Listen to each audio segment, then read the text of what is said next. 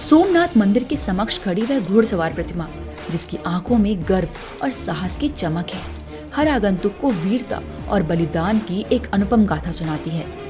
यह कोई और नहीं बल्कि वीर योद्धा हमीर जी गोहिल की प्रतिमा है, जिन्होंने अपनी मातृभूमि और धर्म की रक्षा के लिए अपने प्राणों की आहुति दे दी।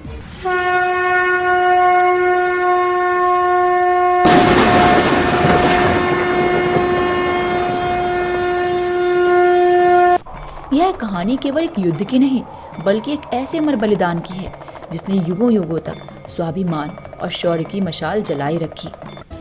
हमीर जी गोहिल का जन्म सौराष्ट्र के पावन धरा पर हुआ था। वे भीम जी गोहिल के पुत्र थे और 3 भाइयों में सबसे छोटे। बचपन से ही वे अत्यंत तेजस्वी, पराक्रमी और निडर थे। राजपूती संस्कारों में पले बड़े हमीर जी अपने शौर्य और स्वाभिमान के लिए प्रसिद्ध थे। उन्हें गढ़ाली गांव की जागीर मिली थी, जहां वे अपने मझले भाई अर्जन जी के साथ रहते थे। कहते हैं कि किसी भी वीर पुरुष के जीवन में एक ऐसा मोड़ आता है जो उसे महान बना देता है। हमीर जी के जीवन में यह मोड़ तब आया जब उनके भाई अर्जन जी ने किसी छोटी सी बात पर उन्हें व्यंग में कह दिया, अगर इतना ही साहस है तो जाकर अपना पराक्रम कहीं और दिखाओ। इस बात ने उनके हृदय को गहराई तक झकझोर दिया। वे बिना कुछ कहे अपने प्रिय सौराष्ट्र को छोड़ मारवाड़ की ओर निकल पड़े। उस समय दिल्ली की गद्दी पर मोहम्मद तुगलक बैठा था, जिसने जफर खान को जूनागढ़ का सूबेदार नियुक्त किया था। जफर खान की नजर सोमनाथ मंदिर की अपार संपत्ति पर थी।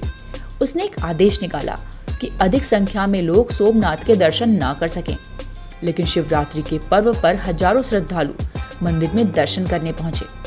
जफर खान के सैनिकों ने जबरन उन्हें रोकने की कोशिश की, लेकिन आस्था की शक्ति के सामने अन्याय टिक नहीं सका।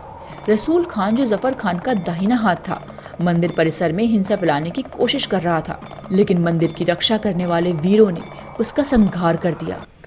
यह खबर सुनकर जफर खान आग बबूला हो उठा और उसने सोमनाथ को नेस्तनाबूद करने की ठान ली।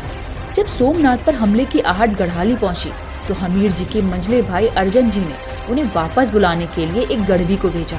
संदेश पाते ही हमीर जी अपने साथ 200 राजपूत योद्धाओं को लेकर लौट आए। एक दिन जब वे भूख से व्याकुल दरबारगढ़ पहुंचे और भाभी से भोजन मांगा तो भाभी ने व्यंग करते हुए कहा, क्यों देवर जी, इतनी जल्दी भोजन क्यों चाहिए? क्या खाना खाकर सोमनाथ की रक्षा के लिए साका करने जाना है? हमीर जी ने पूछा, भाभी क्या सोमनाथ पर संकट है?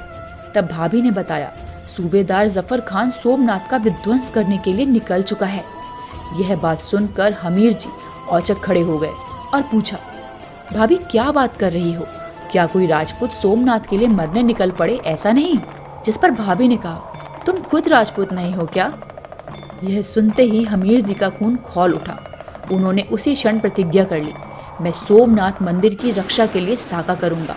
भाभी, मेरे दोनों भाइयों को मेरा जुहार कहना, मैं अब लौटकर नहीं आऊंगा। रात के अंधेरे में जब वे सोमनाथ की ओर बढ़ रहे थे तो रास्ते में उन्हें एक वृद्धाचारण मिली जो अपने पुत्र की मृत्यु का शोक गीत गा रही थी। हमीर जी ने उससे पूछा, माँ क्या तुम मेरा भी शोक गीत गाओगी? वृद्धा चौंकी और बोली, बेटा यह क्या कह रहे हो? हमीर जी ने कहा, माँ मैं साका करने जा रहा हूँ, लौटकर नहीं आऊंगा। वृद्धा ने पूछा, क्या तुम विवाहित हो? जब हमीर जी ने ना कहा तो वृद्धा ने कहा, बेटा यदि रास्ते में कोई कन्या मिले और विवाह का प्रस्ताव दे तो मना मत करना, क्योंकि कुंवारे योद्धाओं को युद्ध में अप्सराएं वरण नहीं करती। रास्ते में उन्हें गिर के जंगलों का सरदार वेगड़ा भील मिला, जो अपने भील योद्धाओं के साथ साका करने के लिए निकल पड़ा था। वेगड़ा ने हमीर जी को अपनी कन्या राजबाई से विवाह करने का प्रस्ताव दिया। वृद्धा की बात याद कर हमीर जी ने विवाह स्वीकार कर लिया। अगले दिन सिर पर केसरिया बांधकर वे सब युद्ध के लिए निकल पड़े।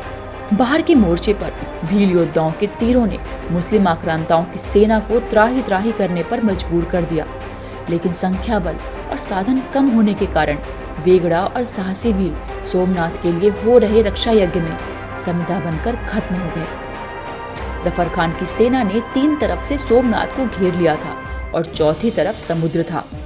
युद्ध के 9वें दिन तक हमीर जी ने जफर खान की सेना को प्रवेश नहीं करने दिया, लेकिन धीरे धीरे उनके सैनिकों की संख्या कम होती जा रही थी। 10वें दिन हमीर जी ने घोषणा की, हमारी वीरता की अंतिम परीक्षा का समय आ गया है। सूर्य निकलने के साथ ही हम साका करेंगे। पूरी रात अबीर और गुलाल की होली के साथ शिवत्व में मिल जाने का जश्न मनाया गया। जो ही सूर्य उदय हुआ, हमीर जी अपने घोड़े पर चढ़े और जफर खान की सेना पर टूट पड़े। शाम तक अपने अद्भुत रण कौशल से शत्रु को कई मीटर पीछे कर दिया, लेकिन हमीर जी ने देखा कि उनके सारे सैनिक छत विछत हो चुके हैं। 11वें दिन हमीर जी ने अंतिम युद्ध का निर्णय लिया और महादेव को जल अर्पण कर दुश्मन सेना पर टूट पड़े। सांझ होते होते हमीर जी का शरीर छत विछत हो गया। तलवार के भयानक घाव के बाद भी वह बराबर प्रत्युत्तर देते रहे। आखिरकार वह घड़ी आ ही गई जब 16 साल के इस वीर ने शिव सेवा में खुद को अर्पण कर दिया। हमीर जी गोहिल और वेगड़ा भील की डेरी आज भी सोमनाथ मंदिर के बाहर स्थित है। यह स्थान उनके बलिदान की गाथा को सजोए हुए है। तो अगर आपको मेरा वीडियो अच्छा लगा हो तो प्लीज़ मेरे चैनल को सब्सक्राइब करना ना भूलें। साथ ही साथ अपने विचार कमेंट बॉक्स में ज़रूर बताएं। जय महादेव, जय हमीर जी गोहिल।